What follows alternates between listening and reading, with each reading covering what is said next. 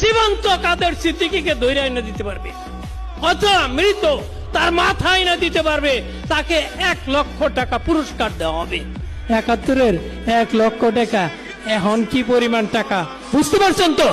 বঙ্গবীরের মাথার দাম ছিল ওই সময়ে 1 লক্ষ টাকা।